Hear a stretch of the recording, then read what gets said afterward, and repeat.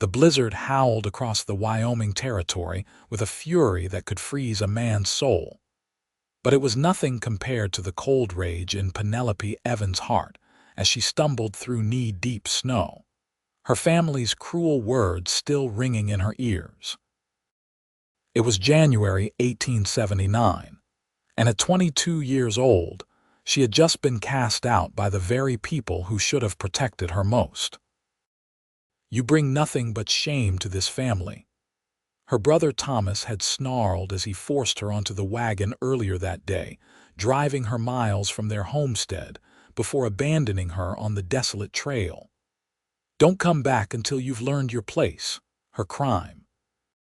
Refusing to marry the wealthy landowner who'd made an offer to her father, a man 3 times her age with a reputation for cruelty toward his previous wives.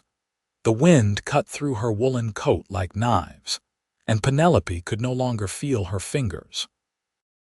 The storm had come upon her suddenly, transforming the afternoon into a white nightmare. Each step became more difficult than the last as the cold seeped into her bones, numbing her limbs and clouding her thoughts. "Just a little farther," she whispered to herself, though she had no idea where she was heading. The landmarks had disappeared under the swirling snow, and dusk was falling fast. When her foot caught on a hidden rock, Penelope collapsed face first into the snow. For a moment, she considered not getting up. How easy it would be to close her eyes to let the cold take her. But something inside, perhaps stubbornness, perhaps hope, made her push herself back to her feet. She stumbled forward blindly until she spotted something dark against the white landscape, a small cabin with smoke rising from its chimney. With renewed determination, she forced her frozen legs to carry her toward it, each step an agony of effort. By the time she reached the cabin's door, Penelope could barely stand. She raised a hand to knock, but her numb fingers merely brushed against the rough wood before she crumpled to her knees on the porch. Inside the cabin, Ethan Vaughn sat before his fire, whittling a piece of pine and listening to the howl of the storm. At 30 years old, he'd spent the last decade working cattle drives across the territory, finally saving enough to purchase this small ranch 2 years prior. He preferred the solitude of his 100 acres to the chaos of town, but even he had to admit the isolation grew heavy during the harsh winter months. A soft thud against his door pulled him from his thoughts.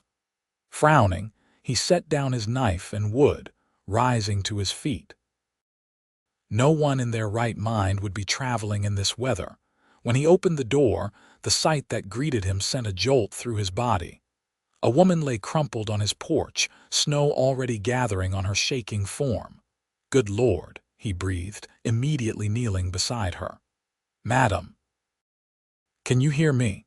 Penelope stirred slightly at the sound of his voice, her eyelids fluttering. Ethan didn't waste another moment. He gathered her into his arms and carried her inside, kicking the door shut behind him. She was light in his arms, but alarmingly cold. He laid her gently on the bearskin rug before the fire, noting with concern the blue tinge to her lips and the ice crystals forming on her eyelashes. "Stay with me now," he murmured, working quickly to remove her snow-soaked coat and boots. Her hands were like ice, white and stiff with cold. Ethan took them between his own calloused palms, rubbing them gently to stimulate circulation.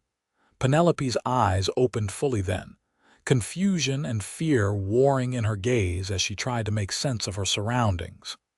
"It's all right, miss," Ethan said softly, continuing to warm her hands. "You're safe now. I'm Ethan Vaughn. You collapsed outside my cabin." Penelope," she managed through chattering teeth. "Penelope Evans. Miss Evans, you're suffering from the cold. We need to get you warmed up." He moved to wrap a thick wool blanket around her shoulders.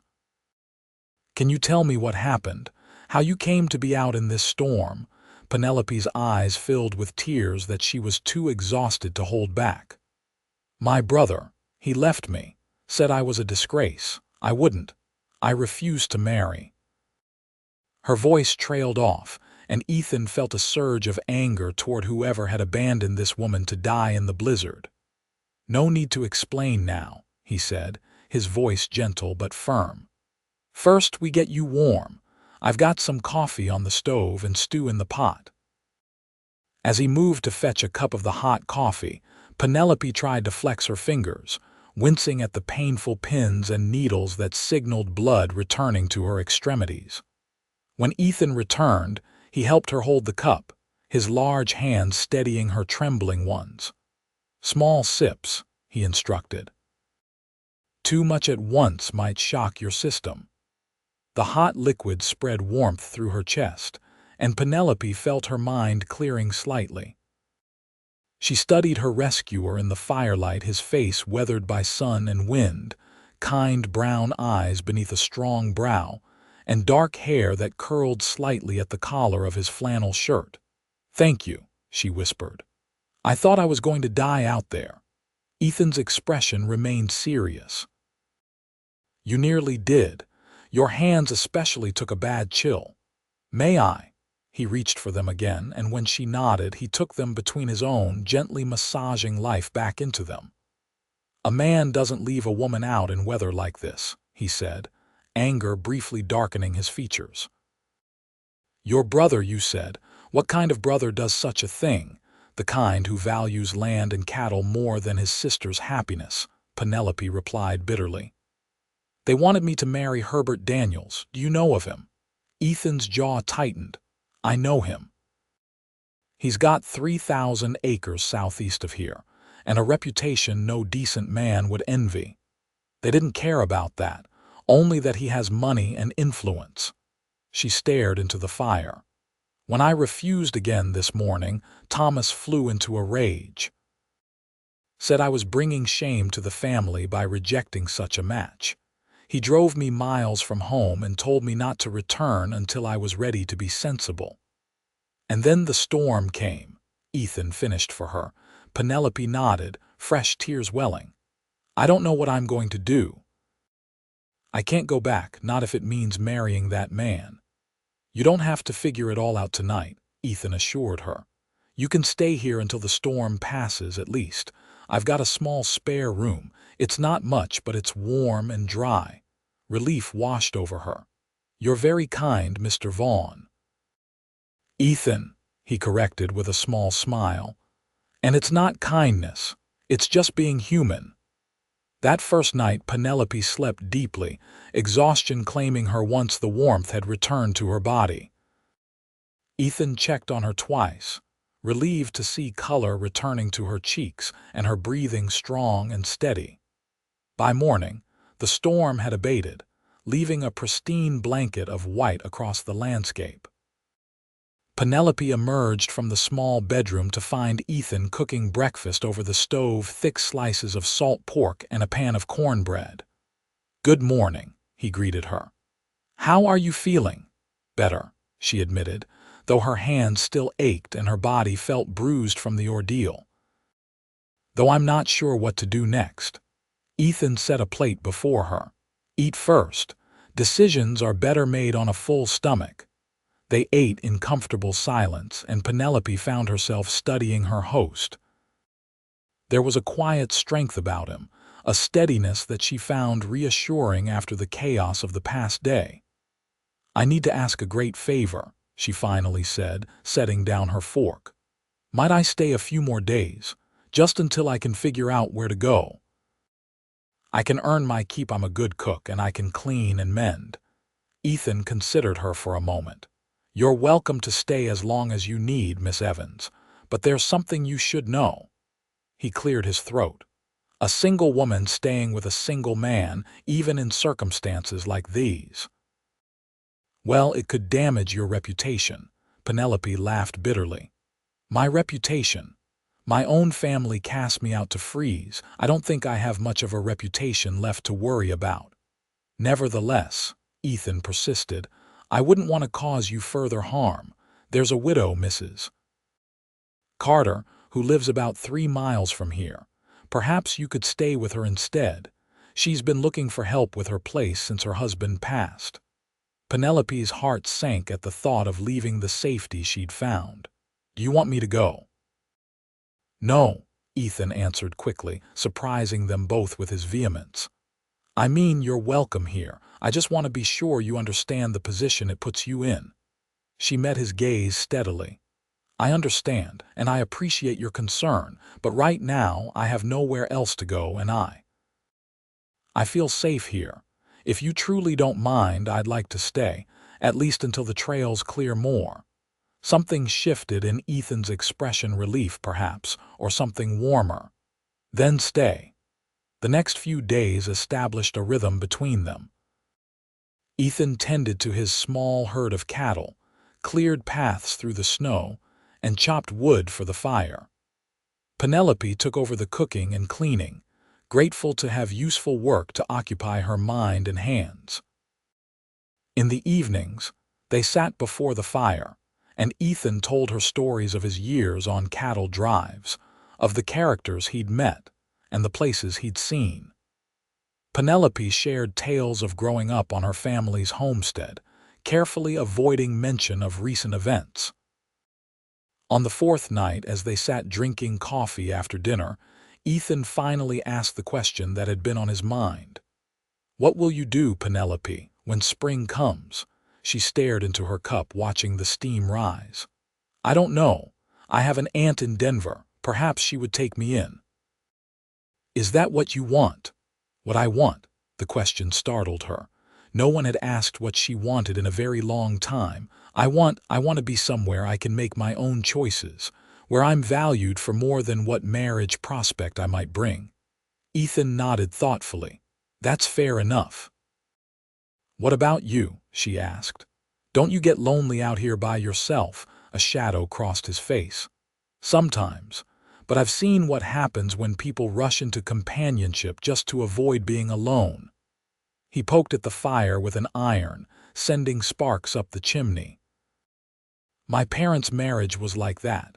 Miserable, both of them, but trapped together by circumstance and stubbornness. Not all marriages are unhappy, Penelope ventured. No, he agreed. But the good ones start with friendship, I think. And respect. He glanced at her. Like what your brother was trying to force you into. There was no respect there. Just using you as a bargaining chip.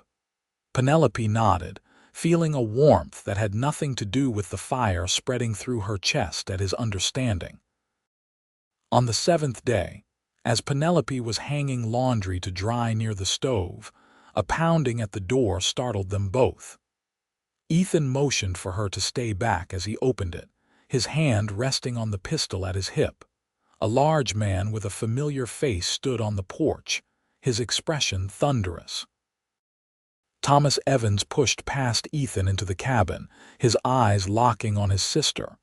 So this is where you've been hiding, he growled. Living in sin with some rancher while bringing shame to our family name. Penelope's face drained of color, but she stood her ground. How did you find me, Mrs.? Peterson saw you through her spyglass when she was watching for her husband's return. Thomas took a step toward her. Get your things. You're coming home, and you're going to apologize to Mr. Daniels for your behavior. She's not going anywhere she doesn't want to go, Ethan said quietly, closing the door and moving to stand between the siblings. Thomas turned on him, fury evident in every line of his body. This isn't your concern, Cowboy. She's my sister and she's coming with me. The same sister you abandoned in a blizzard. Ethan's voice remained calm, but there was steel beneath it. She nearly died out there. If I hadn't found her when I did, you'd be burying her instead of trying to marry her off. Thomas had the grace to look momentarily abashed, but he rallied quickly. It was for her own good. She needs to learn her place. Her place. Ethan's voice rose slightly. Her place is wherever she chooses it to be, and right now she's choosing to stay here. Penelope stepped forward then, standing tall despite her trembling hands. I'm not marrying Herbert Daniels, Thomas. Not now, not ever. and I'm not coming back to a home where I'm valued only for what I can bring through marriage."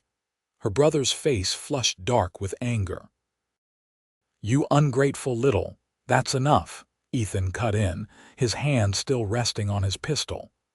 "Miss Evans has made her choice. I suggest you respect it and leave peacefully." For a tense moment, it seemed Thomas might refuse. His eyes darted between his sister's resolute face and Ethan's steady gaze. Finally, with a disgusted snort, he turned toward the door. "You're no longer welcome in our home," he told Penelope. "And when this arrangement inevitably falls apart, don't come crying back to us." With that, he stormed out, slamming the door behind him. The cabin fell silent except for the crackle of the fire and Penelope's shaky breathing. "Are you all right?" Ethan asked softly. She nodded, though tears threatened. "I knew it would come to this eventually. I thought I meant more to them than a business transaction." Ethan's expression softened. Without thinking, he reached out and took her hand in his. "You deserve better, Penelope. Much better." Their eyes met, and something unspoken passed between them, understanding, perhaps, or the first stirrings of something deeper. As January gave way to February, the worst of winter's grip began to ease. Penelope remained at Ethan's cabin, her presence transforming the simple structure into something that felt increasingly like a home. She added small touches, a vase of dried wildflowers on the table, curtains fashioned from spare fabric, the enticing smells of fresh bread and pies. For his part, Ethan found himself looking forward to returning to the cabin each evening, no longer dreading the silence that had once greeted him. They fell into an easy companionship, sharing the work and the quiet moments alike. One evening, as they sat before the fire, Ethan found himself watching Penelope as she mended one of his shirts. The firelight caught in her hair, bringing out gold highlights in the brown waves. Something tightened in his chest at the sight. "Penny, for your thoughts," she said without looking up, a small smile playing at the corners of her mouth. "Just thinking that I've gotten used to having you around," he admitted. "It'll be quiet when you go," her hand stilled on her mending. "Are you trying to tell me it's time for me to leave?" "No," he said quickly. "The opposite, actually. I've been wondering if you might consider staying permanently." Penelope looked up then, surprise evident in her expression. "What are you saying, Ethan?" He set aside his coffee cup and moved to kneel before her, taking her hands in his. The same hands he had warmed between his own that first night, now strong and capable again. "I'm saying that I care for you, Penelope Evans. More than I thought possible in such a short time, and if you feel anything similar, I'd like to court you properly." A blush rose to her cheeks, but her eyes shone with happiness. "I do feel something similar, very similar in fact." His smile was like the sun breaking through clouds. "Then may I have your permission to call on you? Though I suppose that's a bit redundant, seeing as you're already here." Penelope laughed, the sound filling the cabin with warmth. "Yes, Ethan Vaughn, you may call on me, though you're right, it does seem a bit formal considering our circumstances." He raised her hand to his lips, pressing a gentle kiss to her knuckles. "I want to do this right, Penny. You deserve to be courted properly, not just convenient because of a blizzard."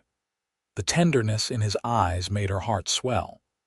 "Our meeting might have been because of the storm, but what's grown between us has nothing to do with convenience." The following weeks saw their relationship blossom like the first wildflowers pushing through the melting snow. Ethan brought her small gifts, a ribbon from town, a book of poetry, wildflowers once the ground began to thaw. Penelope baked his favorite dishes and knitted him a new scarf, her fingers now nimble and warm. They took walks together along the creek when the weather permitted, talking of their hopes and dreams. Ethan spoke of expanding his herd, perhaps building a larger house someday. Penelope shared her desire to perhaps start a small garden come spring, to add chickens to the property. Neither of them remarked on how their future plans seemed to include the other, but the understanding was there, growing stronger with each passing day. In late March, Ethan took Penelope into town for the first time. She had been hesitant, worried about the gossip that might follow, but he assured her they had nothing to be ashamed of. "Let them talk," he said as he helped her into the wagon. "We know the truth of things." The small town of Pine Ridge was bustling with activity after the long winter. Ethan proudly escorted Penelope through the general store, introducing her to the proprietor, Mr. Williams, and his wife. "Miss Evans is staying at my place," he explained straightforwardly. "Her family situation became untenable this winter." Mrs. Williams, a kindly woman with sharp eyes, nodded understandingly. "We heard something about that. Terrible business being forced to marry old Daniels. You're better off, dear." Penelope felt a weight lift from her shoulders at the woman's matter-of-fact acceptance. As they continued their errands, she realized that the town's reaction was mixed but largely sympathetic. Several women nodded to her warmly, while a few others whispered behind their hands. A couple of men tipped their hats respectfully to Ethan, one going so far as to wink approvingly. "See," Ethan murmured as they loaded their purchases into the wagon. "Not so bad." "No," she agreed with a small smile, "not bad at all." Their last stop was at the small church on the edge of town. The pastor, Reverend Miller, was sweeping the steps when they approached. "Ah, Mr. Vaughn," he greeted them. "And this must be Miss Evans. I've heard about your situation." Penelope tensed, but the Reverend's expression remained kind. "I wanted to speak with you, Reverend," Ethan said, his voice steady though Penelope felt his hand tighten slightly on her arm. "About making things official." The Reverend's eyebrows rose. "Official?" "Yes, sir," Ethan continued. "I've been courting Miss Evans these past weeks, and I believe we're both of a mind to marry, with her consent, of course." He glanced at Penelope, who felt her heart skip a beat at the question in his eyes. "Is that so?" Reverend Miller looked between them thoughtfully. "And this is what you both want, not just to quiet the gossips. It's what I want more than anything," Ethan affirmed. "Gossip be damned, pardon my language, Reverend." Penelope found her voice then. "And it's what I want too. Ethan has shown me what it means to be truly respected and valued. We may have been thrown together by circumstance, but we've chosen to stay together out of affection." The Reverend studied them for a long moment before his face broke into a broad smile. "Well then, I'd be happy to officiate. When did you have in mind?" They were married 2 weeks later, on a clear April morning with the mountains still capped with snow but wildflowers blooming in the meadows. The small church was filled with townspeople who had come to witness the union of the quiet rancher and the woman he'd rescued from the blizzard. Penelope wore a simple blue dress that Mrs. Williams had helped her make, with white flowers in her hair. Ethan looked handsome in his best shirt and vest, his face solemn but his eyes shining as he took her hands in his, the same hands he had warmed between his own on that fateful January night. "I, Ethan James Vaughn, take you, Penelope Marie Evans, to be my lawfully wedded wife," he said, his voice strong and clear. "I promise to cherish and respect you, to stand by your side in good times and bad, to warm your hands when they're cold, and to build a life where you never doubt your worth or your place in this world." Tears filled Penelope's eyes as she responded with her own vows. "I, Penelope Marie Evans, take you, Ethan James Vaughn, to be my lawfully wedded husband. I promise to love and support you, to make a home with you built on respect and friendship, to remember always the kindness you showed me when I had nowhere to turn, and to walk beside you through whatever life brings our way." When Reverend Miller pronounced them husband and wife, Ethan cupped Penelope's face in his hands and kissed her with a tenderness that spoke of all the days and nights to come. The small reception was held at Mrs. Carter's farm, with tables set up in the yard and everyone contributing dishes to share. Penelope found herself surrounded by people who seemed genuinely happy for her, a stark contrast to the coldness of her family. "You look beautiful, Mrs. Vaughn," Ethan whispered in her ear as they shared their first dance. "Mrs. Vaughn," she repeated, savoring the sound of it. "I like that very much." As the celebration continued around them, Ethan led her away for a moment of privacy behind the barn. "Are you happy, Penny?" he asked, his expression suddenly serious. "Truly happy." She reached up to touch his face, marveling at how this man who had been a stranger just a few months ago now felt like the other half of her soul. "Happier than I ever thought possible," she assured him. "My hands and heart are both warm now, thanks to you." Ethan pulled her close, his arms strong around her. "When I found you that night, all I wanted was to save your life. I never imagined you'd end up saving mine, too." "Saving yours?" she questioned. "From loneliness? From a life half-lived?" He pressed his forehead against hers. "I didn't know what I was missing until you arrived." As they rejoined the celebration, Penelope caught sight of a familiar figure standing at the edge of the property. Thomas, her brother, watched from a distance, his expression unreadable. For a moment their eyes met across the yard. He gave a small, stiff nod, not forgiveness perhaps, but acknowledgement. Then he turned and walked away. Penelope felt a momentary pang, but when Ethan's hand found hers, warm and secure, she knew she had found her true family. That evening, as they returned to their cabin, their home, Ethan carried her across the threshold, both of them laughing at the traditional gesture. "Welcome home, Mrs. Vaughn," he said as he set her gently on her feet. Penelope looked around at the simple cabin that had been her refuge and was now her home. The fire crackled in the hearth, casting a golden glow over the room where she had first awakened to find her frozen hands being warmed by a kind stranger. "I am home," she agreed, reaching up to kiss her husband. "And my hands will never be cold again." 3 years later, Ethan and Penelope stood on the porch of their expanded cabin, watching their young daughter Elena toddle after a butterfly in the yard. The ranch had prospered under their joint care, growing to include a larger herd, a vegetable garden that was the envy of the territory, and a reputation for hospitality that brought frequent visitors. "She has your spirit," Ethan observed, his arm around his wife's waist as they watched their child's determined pursuit. "And your stubbornness," Penelope replied with a laugh. "Heaven help us when she's older." Ethan pulled her closer, pressing a kiss to her temple. "I wouldn't have it any other way."